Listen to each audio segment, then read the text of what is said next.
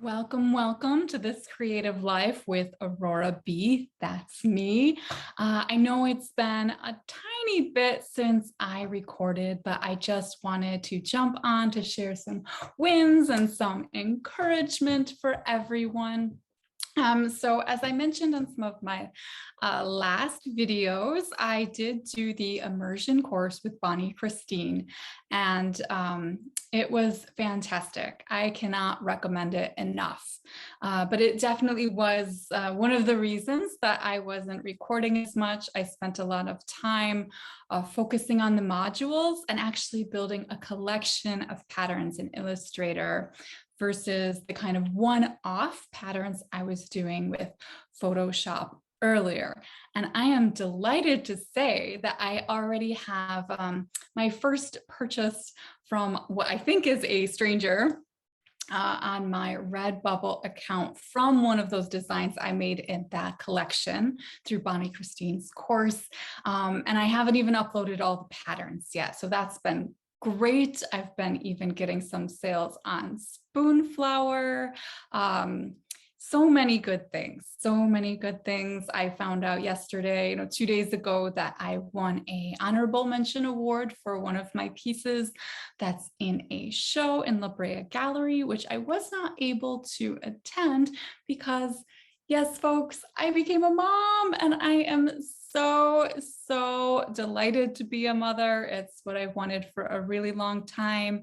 And I know I'm joining a fantastic cohort of artist mothers. So this episode doesn't have a particular theme. I just didn't want to wait forever till I got back on to record. I have a lot going on, but I am still making my patterns, still placing things on Redbubble, Society6, Spoonflower, and I'm starting to see progress. I'm starting to see, now that I've made over 50 sales, Redbubble is promoting my work a little bit at a time to people that aren't within my own social network.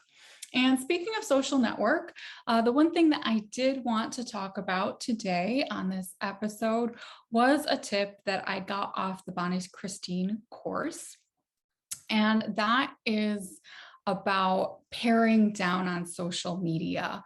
So when I started my pattern design and illustration, especially using watercolors, it was very different than my fine art, and the audience was different as well. A lot of my fine art deals with topics like war, climate change, disaster, feminist themes. And I thought, well, I don't think my audience wants to see like a cute little watercolor puppy on a pattern. And so I made the decision that I just needed to keep those separate. And I started, two separate Facebook art accounts, two separate Instagram accounts for my art. And of course, I had my website for my fine art.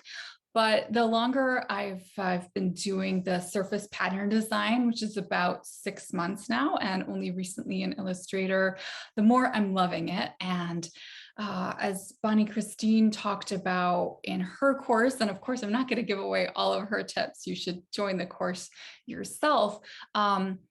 But, she really talks about if, it makes sense to have two different Facebook accounts. If, for example, maybe you have a cooking business and then your art, maybe those would be different. But having two different art accounts, that's really too much. And you're probably not going to be doing a very good job of keeping everything up to date.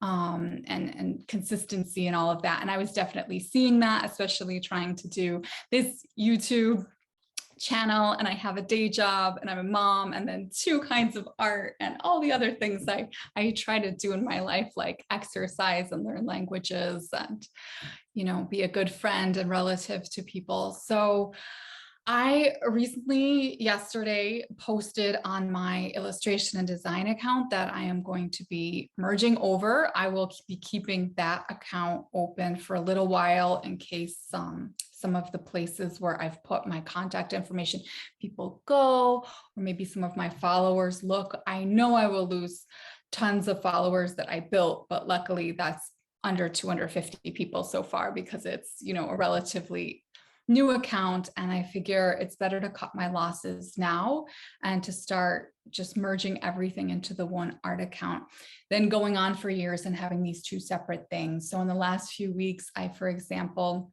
overhauled my website. So now it has both the fine art and the surface pattern design, surface design. And then, as I said, I'm merging my Facebook and Instagram art into just one art account. And if people don't like the different kinds of art I'm doing, that's fine. That's going to happen. I'm sure I will lose people on both sides. When I post some of the heavier content, some of the surface pattern design, crowd might not be so thrilled. And, some of the people that are looking for, I guess, what you might say more sophisticated or deep things might sort of tune out if they see, too many watercolor flowers and puppies. But that is just the way it goes. I think for me, it helps to building a more consistent whole self, to just be out there as me, one me, I have different sides, like I bet some of you do as well. So I'm wondering, for you, I would really like you to share with me your stories. Have any of you tried having different social media for different creative endeavors? Did it work for you? Yeah, what is your experience? Because I have just transitioned, yesterday, so I don't know what's going to happen yet. I'd like to hear, but I'm hoping this way I can focus more. And as I start getting into the next level, with my design work, with branding and trying to create more consistency, that it will be easier to do with just the one. So anyway, thank you, everyone. It is the day before Mother's Day as I'm recording this. So happy Mother's Day to all you artist mothers. And if you're not a mother, happy day to you too. Thank you for joining. Please subscribe, please comment, and feel free to reach out. I'm so happy to have you here, and see you next time.